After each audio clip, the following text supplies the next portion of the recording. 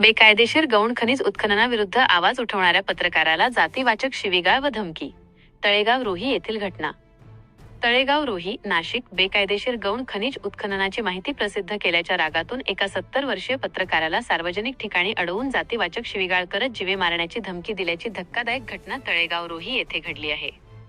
या प्रकरणी चांदवड पोलीस ठाण्यात चौघांविरुद्ध अॅट्रॉसिटीसह भारतीय न्याय संहितेच्या विविध कलमान्वये गुन्हा दाखल करण्यात आला आहे. काय आहे सविस्तर घटना?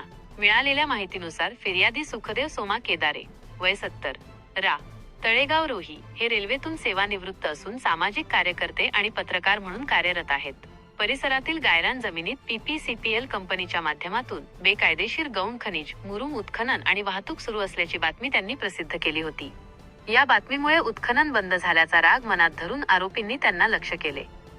दिनांक 12 जानेवारी 2026 रोजी सकाळी 9 वाजेच्या सुमारास सुखदेव केदारे हे गावातील मारुती मंदिराजवळून जात असताना संशयित आरोपी बाबाजी गोविंद वागचौरे, विश्वास ज्ञानेश्वर वागचौरे, दीपक रंभाजी ठाकरे आणि चांगदेव मधुकर ठाकरे यांनी त्यांना अडवले.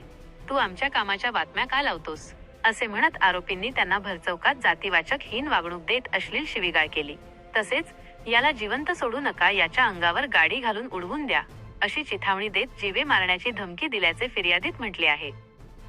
पोलीस कारवाई. या गंभीर प्रकारानंतर सुखदेव केदारे यांनी चांदवड पोलीस ठाण्यात धाव घेऊन तक्रार दाखल केली. पोलिसांनी घटनेचे गांभीर्य ओळखून आरोपींविरुद्ध कलम 352, 351, 2, 3, 5 तसेच अनुसूचित जाती आणि अनुसूचित जमाती अत्याचार प्रतिबंधक अधिनियम अॅट्रॉसिटी ऍक्ट च्या विविध कलमांनुसार गुन्हा रजी. न. 0089/2026 दाखल केला आहे. या प्रकरणाचा पुढील तपास पोलीस उपअधीक्षक बाजीराव बाबूराव महाजन हे करत आहेत.